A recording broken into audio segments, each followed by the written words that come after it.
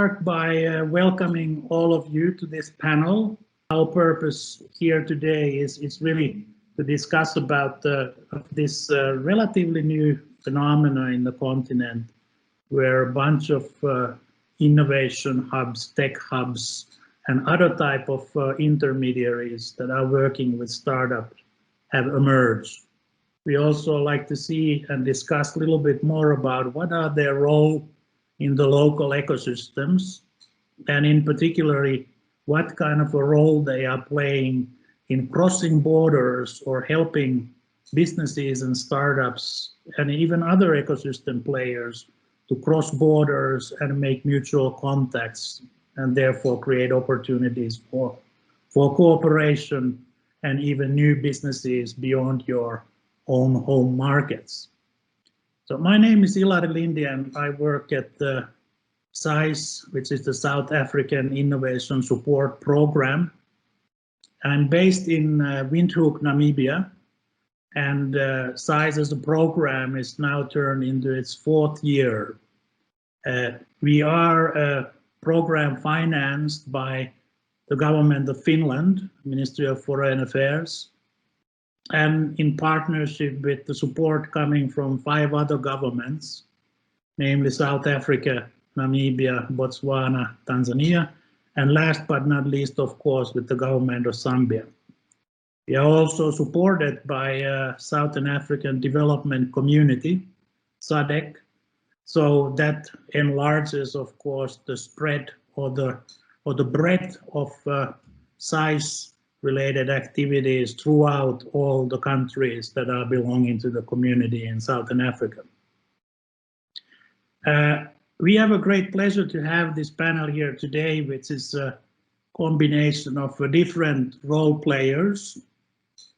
They are all linked to SAIS one way or another. And we, of course, are very happy to have such a versatile representation of the different ecosystem actors today here in the panel.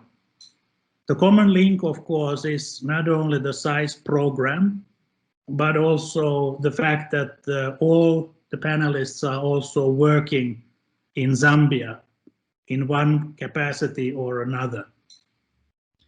So let me start by asking perhaps each of the panelists to introduce yourself briefly before we move into the discussion. Can I first bring forward John? If you could say a couple of words about who you are and what are you doing? Thank you very much. Yeah, I'm John Nambwa from Zambia. I'm working with the Cafe Innovation Center as a manager and also executive committee for IDIN SADC Consortium. Thank you, John. McKevin, could you briefly introduce yourself also, and what is your engagement with Zambia? McKevin Ayaba is my name. I am the founder of the Southern Africa Startup Awards and the CEO of Startup Startup. Zambia is very close to me. I'm glad that I'm invited to this panel. Thank you, McKevin. And then Pamela, a couple of words about yourself and maybe NTBC and your link also to SAIS. Thank you, Ilari. My name is Pamela Kapaya Muhongo, and I'm with National Technology Business Center. So we exist to promote, market, and transfer technologies and innovations. And we are currently the designated focal point for the SAIS program in Zambia. And so our role is basically to try and bring together various innovation players and see how best we can promote those innovations beyond our national borders so that they can take advantage of the international opportunities and change the game when it comes to the language of innovation and technology. I'm happy to be here too. Thank you, Pamela. I think you mentioned there the important component or feature of the SAIS program is that all our projects that we support These are by default international consortiums, and some of them include also partners from Finland.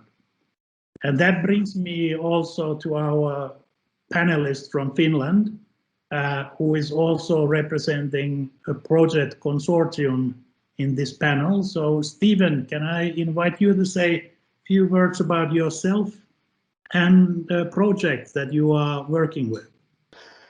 Thank you, Hilary. So my name's Stephen Fox. I'm at VTT, the Technical Research Centre of Finland, and at the moment I'm involved in the DigiLogic project, which is funded by the European Union Horizon 2020 programme. And the aim of the project is to connect and strengthen digital innovation hubs in Africa and Europe by building the first pan-EU Africa Digital Innovation Hub network focused on smart logistics. Thank you, Stephen. So let me start by asking a question first for you, John, could you also describe a little bit about the project EDIN SADC you work on? I think this is also interesting because EDIN SADC project is quite different, for example, than the project but Stephen just described, on what type of technologies and what type of entrepreneurs you are actually working with. Thank you very much. We are working with the IDIN, International Development and Innovation Network, under the Southern Africa Development Community. It is a consortium which consists of Zambia, Botswana, Tanzania, and Namibia. So this consortium, we aim at developing technologies and also solving the problems that communities are facing. And also the technology that we make sure that these technologies are being used by the community through the trainings that we carry, what we call the creative capacity building training. And when we train these communities, they come up with the technologies which they are addressing in their community, and at the end of the day, that can help them to build their life and also to solve their problems. So as the IDIN SADC consortium is working it's a partnership with the Kafue Innovation Center as the sisters organization. We have trained 518 members around the IDIN SADC consortium, and we have reached about 1,000 people in these 4 countries and also 5 villages. We have produced about 52 prototypes, which are working currently as the working prototypes. Some of the projects we have funded are already on the market. We make sure that as we are working as a IDIN SADC consortium, we also share the knowledge, as we said, the cross-borders knowledge. Like if we say what we call the Innovation Center Exchange. So the Innovation Center Exchange, it's a platform where all the innovation centers, we have to visit one another and we share ideas and also the technology that are being created in different innovations.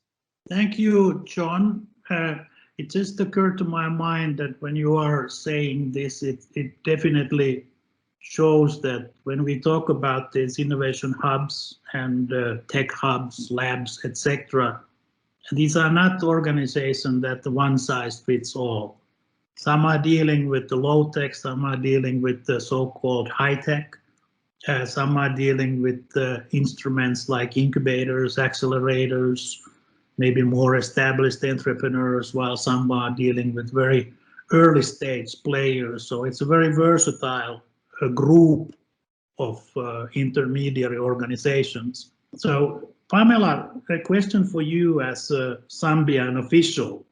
How do you see that? What is the role of innovation hubs when we are discussing, for example, on entering to the Zambian markets? Well, innovation hubs have a very important role in the ecosystem. These hubs are the ones that are responsible mostly for identifying the grassroots innovations.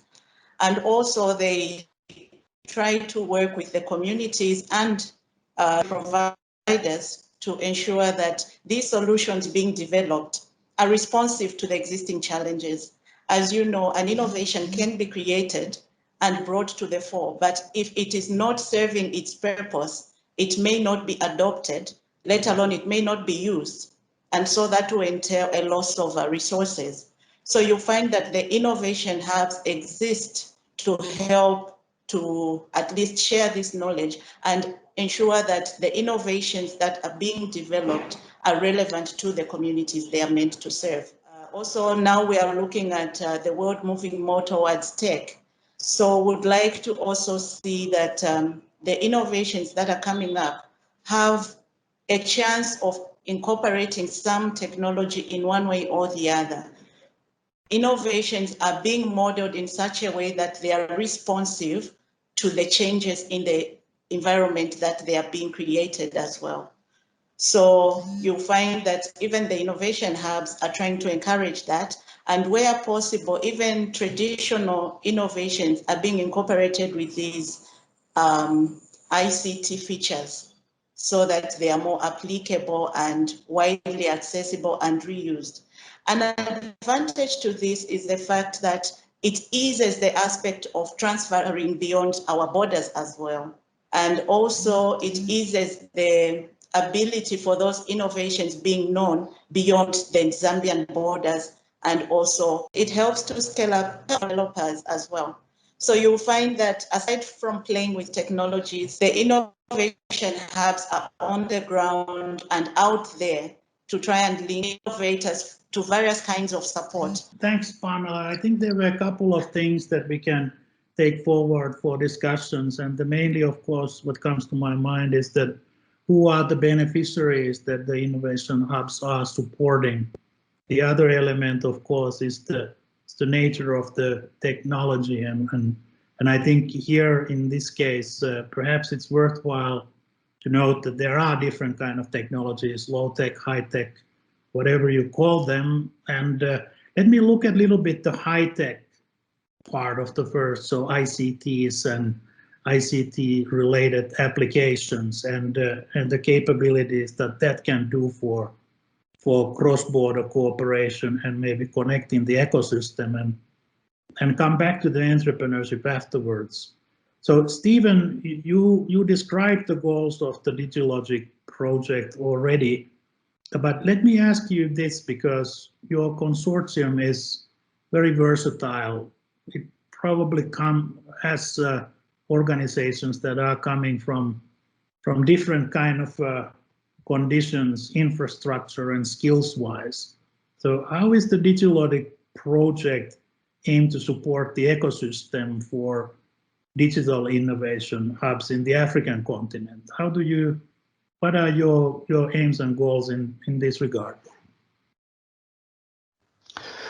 So what we're doing at the moment is we're mapping the existing logistics ecosystem, and we're doing that in extensive consultation with experts in Africa, and we're inviting those African experts to join our board for guiding the project and for making it better known. We're going to launch an e-learning platform in later this year, June this year, to offer training modules for smart logistics and to facilitate collaboration among parties from all over Africa and Europe. And then importantly, next year, 2022, we're going to invite calls for proposals to improve digital logistics.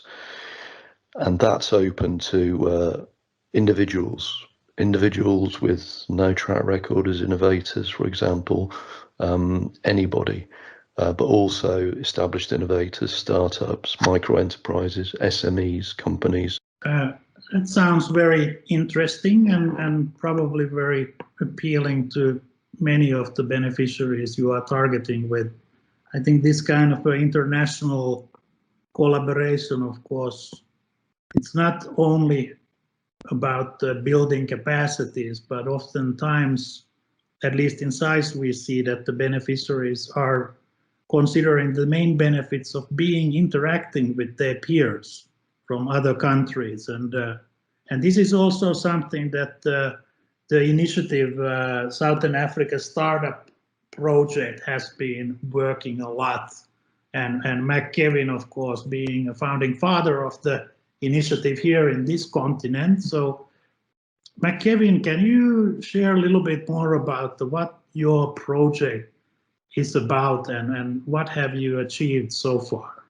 So our aim was to make sure that we take SADC or Africa entrepreneur or startup to the world and the world back to Africa. I mean, we have a standing youth rise of youth manpower within our continent, and you've seen that they spend sleepless nights developing these innovations or these technologies, or just start up building their company, and it doesn't go beyond the country or beyond the region, was really sickening. So we wanted to create something that will bring African entrepreneurial startup ecosystem to the map. So we launched the award, and Zambia has really been doing great. You can look, I mean, from 2019, we have the Founder of the Year from Zambia, which won the regional competition. You know, Lynn Musonda from the Savannah Premier Chocolate, and they even went to the Global Startup Award in 2020. That's one of those things that we wanted to see. If you look at part of the winner was Dawa Clinic, who is looking at the pregnant women in Zambia. They won the best newcomer of the year, and they got even exposure onto the unicorn battles, which I was fortunate to be part. So if we look 2019, we were in Zambia. That was Zambia is really close to my heart. For the Southern Africa Startup Award, Zambia National, where we have over 248 nominees. But also one thing, as you know, Southern Africa Startup was the founding organization, which is set up startup. We got so tired of investors putting in money, and then 1 year, 2 years, 3 years down the line, these startups are going down, including the investment. So we jumped in to say, apart from us only supporting and giving this opportunity to this startup or taking them to the world or making them competitive, but we should also make them ready for the investment. Because one of the problems that a lot of startups are facing is that, they said there's no money. There's a lot of money that are coming into our continent right now. We've proven. If you look at the amount of investment that goes into the startup ecosystem in Africa in 2020, which though it was a COVID period, is more than anything we've ever had within the year. It shows that we are attracting this investment, but are we all ready? John, you've been in operation for some time, but I think before going to Pamela on the support, I would just like to ask you on what kind of role and support can you offer to your partners outside Zambia who would like to get to know the market better and maybe to establish, for example, technical cooperation or exchange of knowledge with the Zambian entities? In terms of the exchanging knowledge, there is a program that we call the Innovation Center Exchange, which I earlier said. So now the Innovation Center Exchange, it gives chance to different innovation, or let me say hub, to exchange the knowledge through technologies. So now I'll give an example. For instance, if you have a product here in Zambia and we don't have the market here in Zambia, and it has the market, let me say, in Botswana. So the Innovation Center, we have the exchange to get some innovators and also to go to work together with those partners, or let me say, organizations like in Botswana, like let me say, these hands. They work together as the innovators to produce that product and also to sell there. And also, like here in Zambia, whatsoever the project that we make sure that it gives chance to other countries, and also that to sell it, they are able to sell it and also exchange the knowledge that we are having. What we are looking at first and foremost, we have to understand the problems that we are facing in different countries. And if that problem is resolved by the Kafue Innovation Center and also to be transferred, let me say technology transfer, it can be transferred to other organizations so that it gives them chance and also that technology solve them the problem that they are facing that side. Because we believe that a technology, it is a tool that addresses a problem. So if there they have the problem and they don't have that access, or let me say that product, it will be very easier since it's a collaboration or it's a consortium. So now we make sure that we work together and achieving one common goal. The common goal that we are trying to solve is the challenge, or let me say, solving a problem that will enable this organization to be able to explore and also to be sellable what we are making as the innovators. Thanks, John. Maybe turning the question a little bit other way around for Stephen. Okay. You are working with the consortia that has participants in Europe and in African continent. Both continents are represented, and organizations are, of course, somewhat different, and they come from a different type of ecosystems as well. So if you, Stephen, if you would kindly share us a little bit your experiences on what do the organizations need to consider or take in mind when collaborating. I'm now talking about European or Finnish organizations, when they seek collaboration and when they have established collaboration with counterparts coming from African continent. Well, of course, it's important always to start with thinking about the local needs and how European ideas and goods and services could address current gaps between local supply and demand. And a good starting point to do that, of course, is to be in contact with the digital innovation hubs and also local chambers of commerce, and attend events. And that's, of course, now this is easier with digital events. Important thing is to think about how to leapfrog over the need for fixed physical infrastructure. So rather than European individuals and organizations thinking that the thing is for African countries to catch up, it's much better to think of leapfrogging. So the most well-known example, of course, is mobile telecommunications that leapfrog over the need for most fixed telecommunication infrastructure. Then mobile banking, leapfrogging over the need for fixed banking infrastructure. This does not need to be limited to solely digital interactions. For example, the Finnish company Vakava, they've got lightweight, low-cost mobile cold chain units that can function off-grid. So that's an example of virtual, social, physical convergence, where they've got they're using digital pay-as-you-go to keep the costs down. So that's virtual. Their purpose is social, because cold chain is essential in many aspects of improving the quality of life. And of course, their little physical cold chain units they are physical. So that is the thing I would encourage to deal with European countries that are committed to leapfrogging. Thank you, Stephen. I think that's a very good reflection, and it's probably the point that is really worthwhile to think about, that the infrastructure, and I would also maybe include also institutions in the same category, that are these actually becoming a legacy? Are these becoming more a hindrance for the entrepreneurship? Now, when we look at the hubs, they are fairly new, and one could consider that part of the, let's say, infrastructure called the ecosystem for entrepreneurship. We didn't have these components in the ecosystem, say 15 years ago in Europe or in the African continent.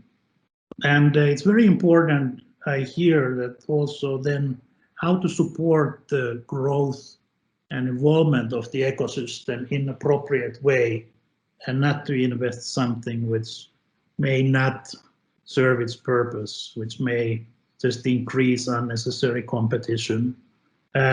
So I think here, Pamela, you are in a very good position to tell us how NTBC, from the government point of view, how can you or how are you helping the hubs build up their product and service offering? What are you doing in this field? Being a government agency, we are mandated to promote innovations and technologies as well as facilitate their transfer.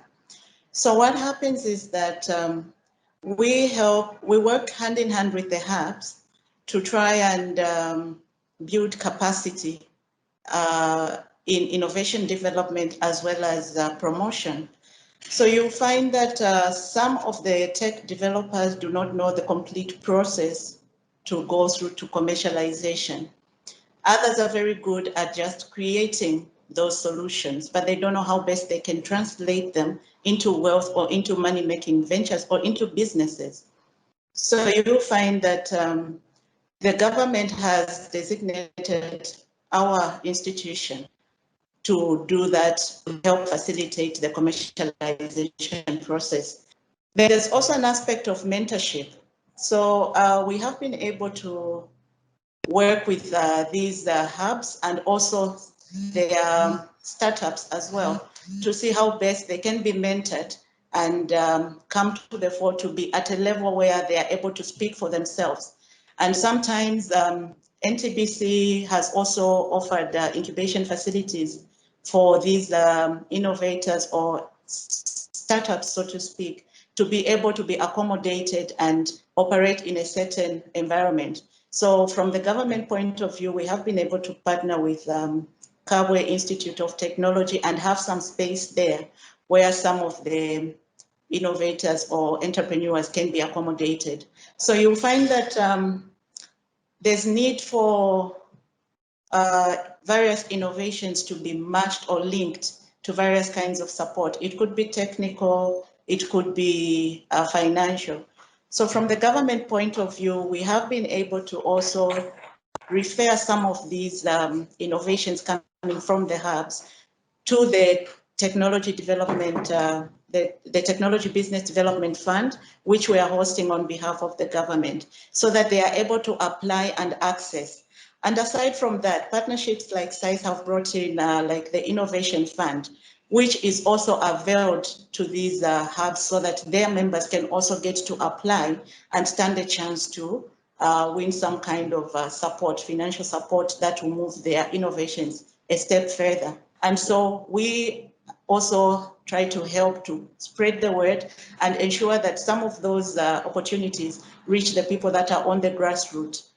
Thank you, Pamela. I think there is a breadth of activities that is happening now in Zambia, and the government, of course, and NTBC first and foremost is one of the key interlocutors, and I'm sure John agrees on this, as well as the other hubs that are operating in that space.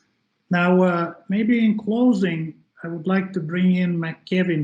Policies are really crucial. A few startups couldn't attend certain events in South Africa because of visa restrictions, because of poor police, because of flight being too expensive. I think if government started looking into creating opportunity for startups themselves, you know, so we see it happening in Rwanda, where they are creating what they call a entrepreneur's visa, you know, startup visa, where they can create. We can start looking at policies or working with whether it's flights or agencies that can create or give opportunity for startups to travel. But another thing is we need to start looking beyond the five countries that SAIS support, so that we can create more opening, more opportunity, more market for the startup ecosystem in Zambia. Thanks, McKevin. I think there's plenty of food for thought, but unfortunately now it's time for us us to stop here. I hear that maybe just a couple of takeaways for Finnish Week of Business and other entities to discuss really is about keep in mind that it's the ecosystem. It's not about the individual startups. And the stronger ecosystem we have in Zambia and in any other countries, the stronger will be its ability to produce also startups. And this also reflects the regional aspect that we do need to think that how can maybe a stronger ecosystems help those who are a little bit behind, and certainly not to let behind those areas that might be somehow disadvantaged because of the geographical location or other type of resourcing. And comes to the resources, of course, we need to be cognizant that infrastructure is critical. And what Stephen rightly pointed here, that one has to really be careful about when considering infrastructure and where do the right investments lie. And that, of course, brings the policymaker in the business and really providing guidance and support for the ecosystems to emerge. Now, let me thank you all, the panelists, and I would like to close here by asking John very quickly, where is Kafue Innovation Center going to be in 5-10 years' time? As the Kafue Innovation Center in 10 years' time, we want to see that most of the communities, they start creating their own technology so that they can address the problem. Because say the Kafue Innovation Center aims at reducing the poverty level in the community. We want to see that by the 10 years' time, we create new innovators and also they'll be able to become their own entrepreneurs and also to able to support other people. So for us, we want to see that by 10 years in time from now, we have created more technologies, more innovators, and they become new entrepreneurs, and also they'll be able to support themselves by 10 years' time.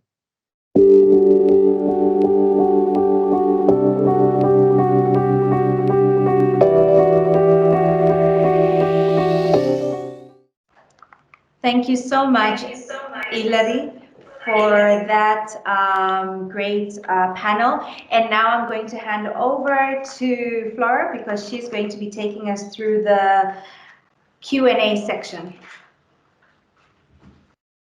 Thank you and good afternoon. And once again, thank you to the excellent panel conversation that we've just had.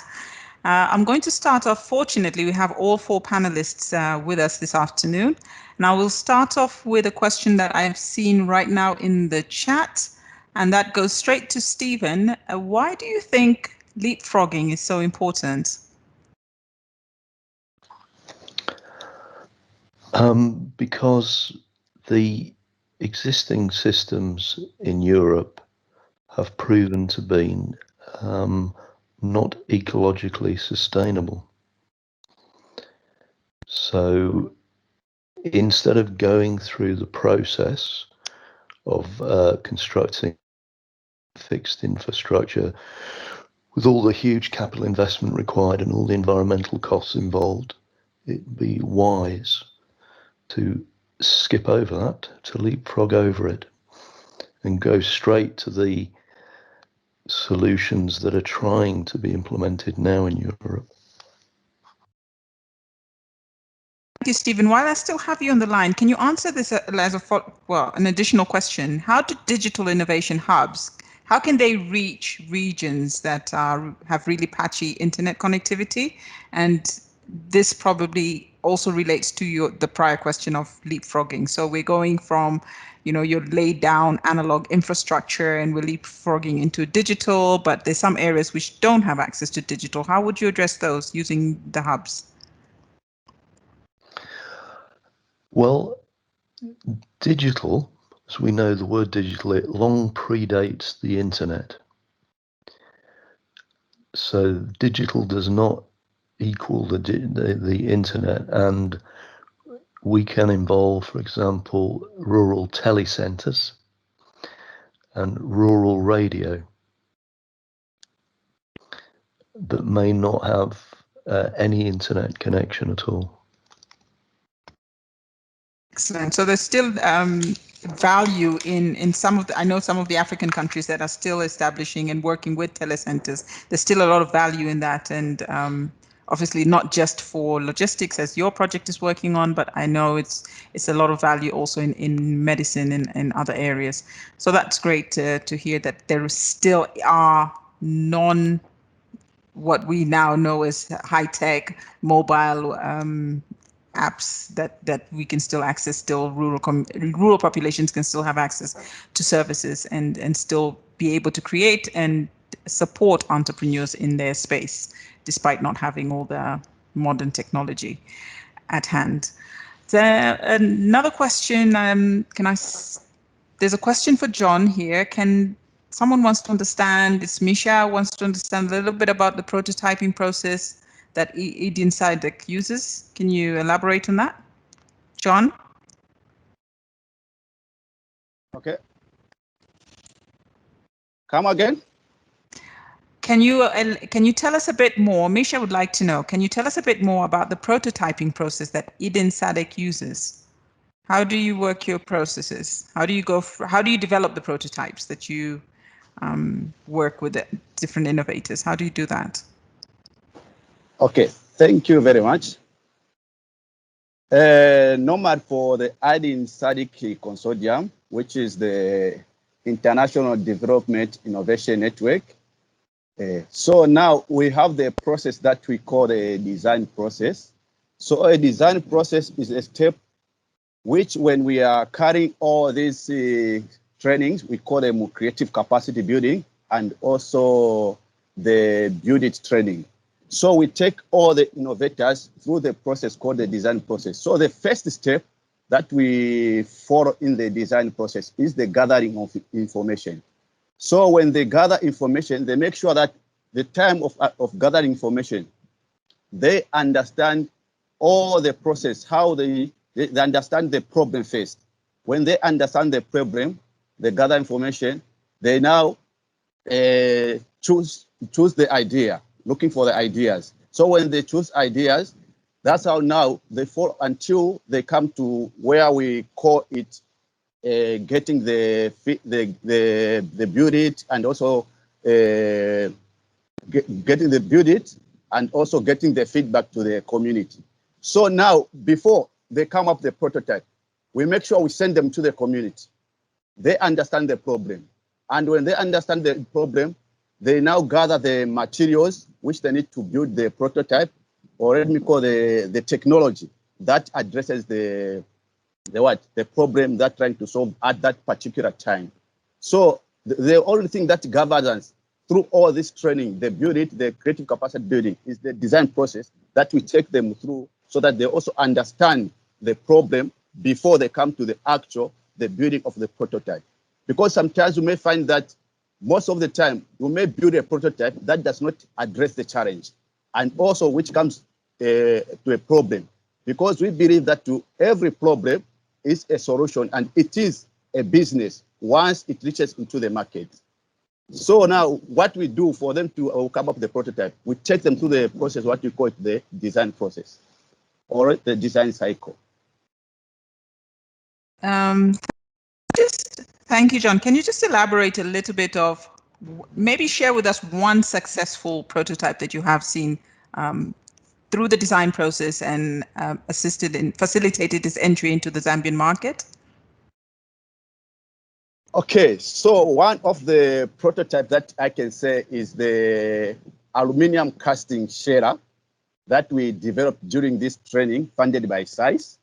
So as you can see here in Zambia, we're in the season where they are now harvesting the maize, the corn maize, yes. So we came up with this, the prototype, the maize shader, which as for now, we have managed now to sell 9 of them, but it is still under the prototyping and also perfecting of the material. So one example I can talk up is the hand corn shader, which is now current now. People in the community are using them, and they're also our innovators that we train are able to make and also sell.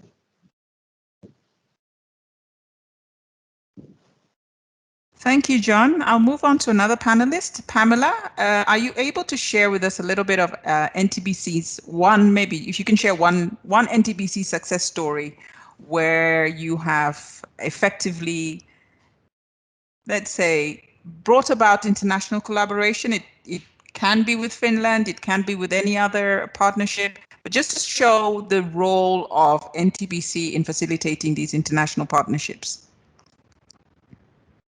Pamela? Thank you, Flora.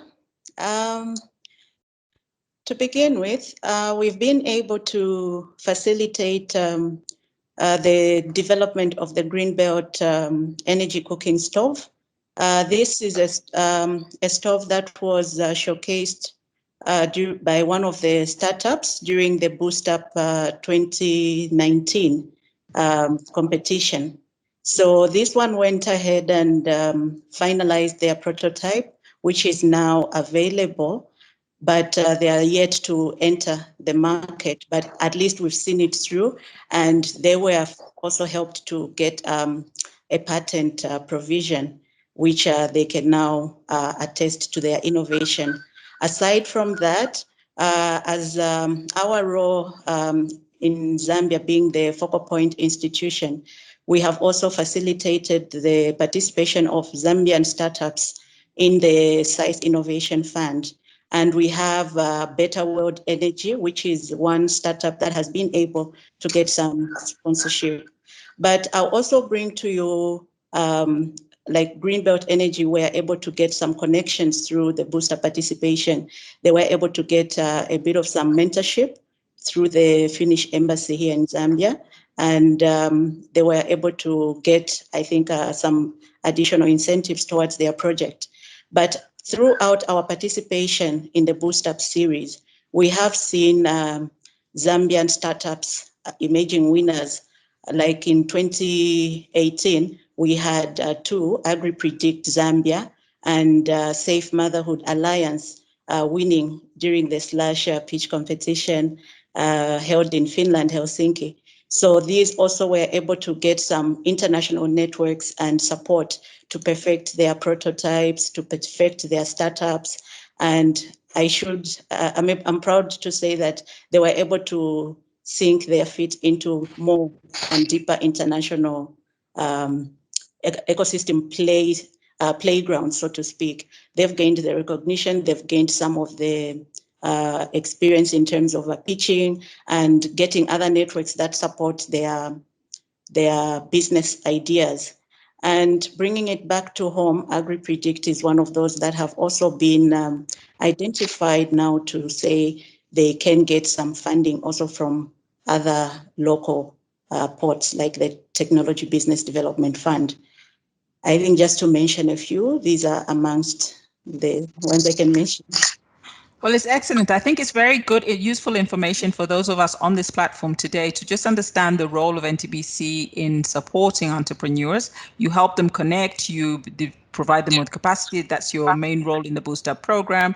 You hold all these trainings for them, help them repackage their innovations and also link them to potential partnerships and financing mechanisms. So I think that's really great that you are doing that and doing it very well in the ecosystem. You're a great important player, especially as a support for the SAIS program. You have been extremely effective in ensuring that Zambian entrepreneurs are brought to the fore.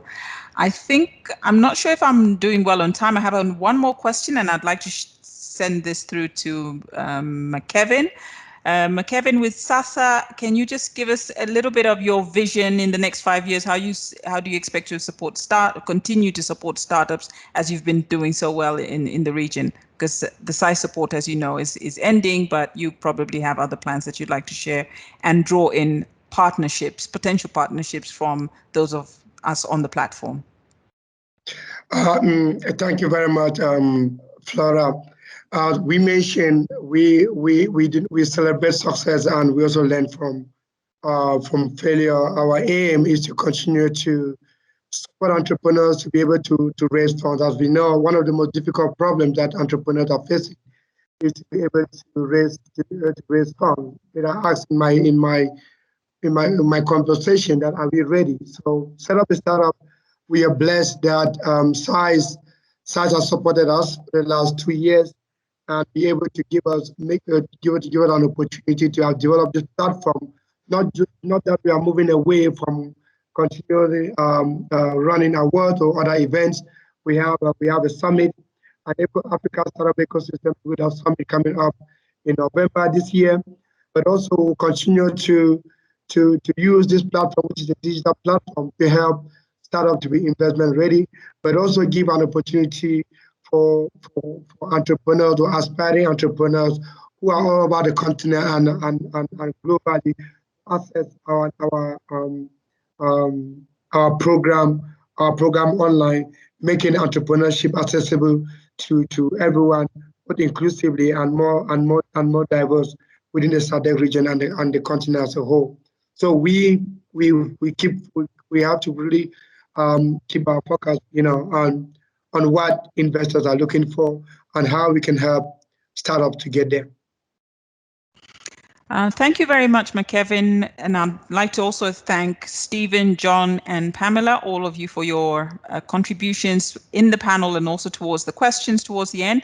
I think to the audience, please, the panelists will be available for one-on-ones if you continue to stay with us for the next 3 days.